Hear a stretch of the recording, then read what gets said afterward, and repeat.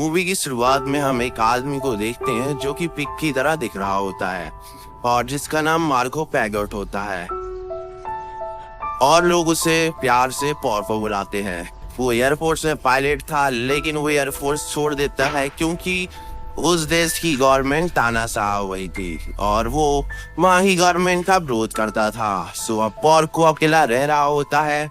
पॉर्को अपने ठिकाने पर आराम कर रहा होता है कि तभी उसे एक फोन आता है जिसमें उसे बताया जाता है कि कुछ स्कूल स्टूडेंट्स को हवाई पायरेट्स ने किडनैप कर लिया है। सो पॉर्को उन्हें बचाने जाता है और कड़ी फाइट देने के बाद उन पायरेट्स को हराकर स्टूडेंट्स को छुड़ा लेता है। उन पायरेट्स का लीडर कार्टिस होता है जो कि पॉर्को से चिढ़ता है क्योंकि पॉर्को को सभी लोग पसंद करते हैं। कार्टिस एक अहंकारी पायलट है जो सभी को नीचा दिखाता है और वो किसी भी सुंदर लड़की को देखकर उससे शादी की बात करने लगता है। पॉर्को उसी पायरेट्स को हराने के बाद वो उसकी फ्रेंड जीना के होटल में आ जाता है। जीना एंड्रियानो क्लब में सिंगर होती है। जीना और पॉर्को बचपन के दोस्त होते हैं। पॉर्को हमेशा से उसे पसंद करता है, लेकिन वो इस बारे में उसे कभी नहीं बता पाया। जीना के 3 पायलट्स के साथ शादी हो चुकी होती है, बट वो तीनों अपने प्लेन के साथ गायब हो गए और उनकी डेथ हो गई, जिससे वो अब अकेली रहती है और अब उसका पॉर्को के अलावा कोई साथी नहीं है।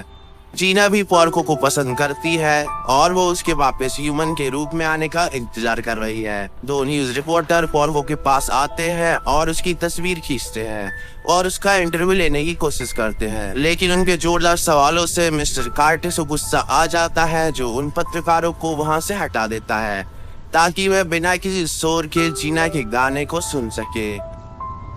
जीना जब गाना गाती है तो सभी को उसका गाना पसंद आता है। होटल में कार्टिस जीना को प्रपोज करता है, लेकिन जीना उसे मना कर देती है।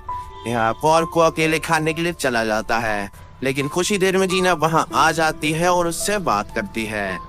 दीवार पर कई पायलटों और जीना की तस्वीर है जो 1912 की है। यह उनके पास की फोटो थी जिसमें जीना और पॉर्को थे। यहाँ कार्टिस को जीना का प्यार जीतने की उम्मीद है। वो पॉर्को को मारकर पॉपुलर होना चाहता था, सो वो पॉर्को के एयरक्राफ्ट पर हमला करता है जिससे पॉर्को को एयरक्राफ्ट डिस्ट्रॉय हो जाता है। साथ ही उसे पता चलता है कि उसकी गिरफ्तारी का वारंट निकल चुका है।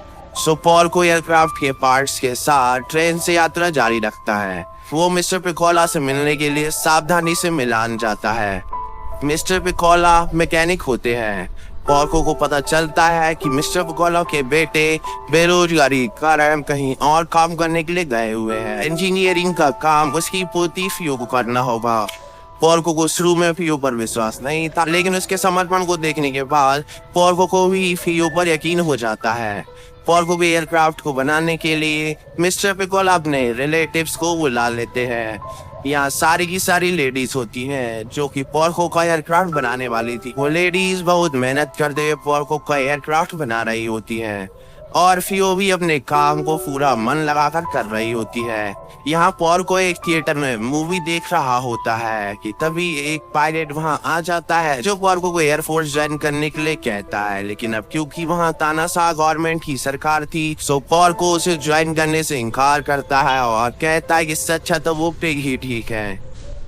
इसके बाद वो ऑफिसर वहां से चला जाता है और इसके बाद हम देखते हैं कि पॉर्को जब उस थिएटर से आ रहा होता है तो उसे फियो मिलती है जो उसके क्राफ्ट के ट्रायल के लिए वो ट्रक लाई हुई थी। वो उस ट्रक से बेस की ओर जाने लगते हैं, लेकिन उन्हें पता चलता है कि उनका पीछा पुलिस कर रही है। सो पॉर्को उनसे बड़ी चालाकी से पीछा छुड़ा लेता है और उनका प्लान उड़ने के लिए रेडी हो जाता है, लेकिन फियो उसके साथ उसकी उड़ान में शामिल हो जाती है, ये कहते हुए कि अगर पुलिस उनकी टीम को क्राफ्ट बनाने के जुर्म में गिरफ्तार करती है तो ये कह सकते हैं कि पॉर्को ने उन्हें मदद करने के लिए मजबूर किया और फियो को बंधक बना लिया। सो पॉर्को को मजबूरन उसे क्राफ्ट में ले जाना पड़ता है। वो सभी लेडीज उस प्लेन को उड़ाने में हेल्प करती हैं और आखिरकार पॉर्को का प्लेन उड़ जाता है और वो अपने सफर के लिए निकल जाते हैं। यहाँ जीना को हॉलीवुड मूवी में काम करने का ऑफर मिलता है, लेकिन जीना उस ऑफर को ठुकरा देती है। साथ ही वहाँ पॉर्को अपने प्लेन के साथ गुजरता है। तब जीना को उसके पास्ट की याद आ जाती है जहाँ उसने फर्स्ट टाइम पोर्को के साथ उड़ान भरी थी। यहाँ रास्ते में ईंधन खत्म होने की वजह से पोर्को और फियो रुकते हैं, जहाँ पोर्को को पता चलता है कि न्यू गवर्नमेंट ने अपने उपयोग के लिए सी प्लेन पायरेट्स को किराए पर लेना शुरू कर दिया है।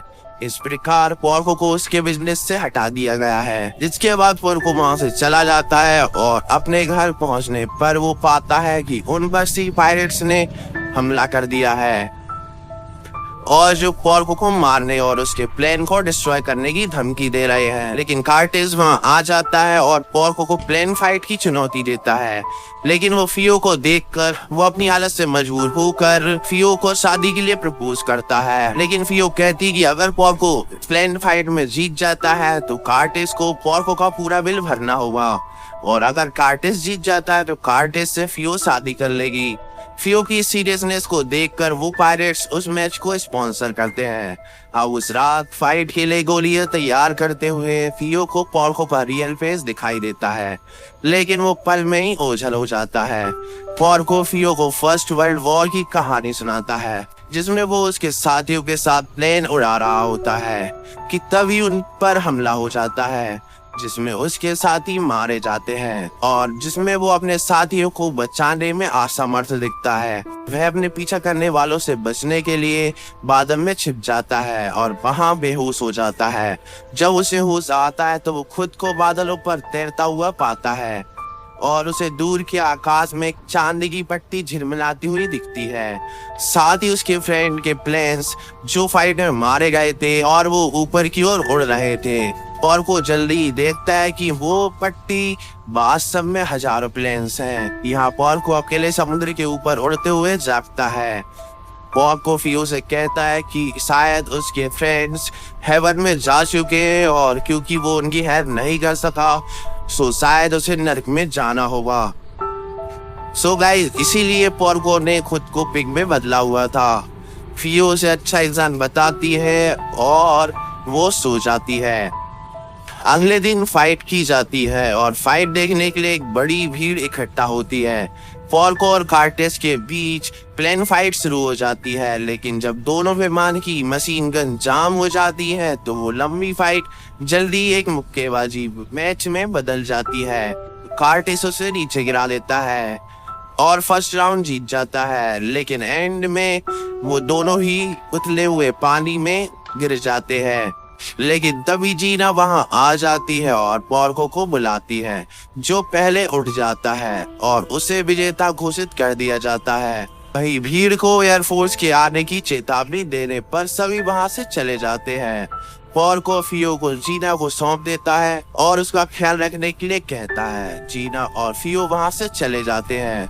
फिर मिस्टर कार्टेज को पोर्को का चेहरा दिख जाता है और वो पोर्को का पीछा करने लगता है ताकि वो उसका चेहरा पूरी तरह से देख पाए। साथ ही पोर्को को याद आता है कि वायुसेना उसको गिरफ्तार करने आ रही है, इसलिए वे सभी अपने विमानों से निकल पड़ते हैं।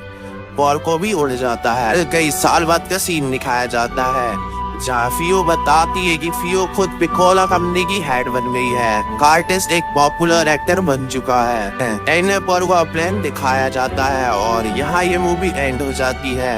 यहाँ ये इंडिकेट नहीं किया गया होता कि पोर्को और जीना फिर कभी मिले या नहीं, या पोर्को फिर से अपने पहले वाले रूप में आया या नहीं। आई होप आपको ये वीडियो पसंद आई होगी। यदि आपको ये वीडियो पसंद आई हो प्लीज वीडियो को लाइक कर देना।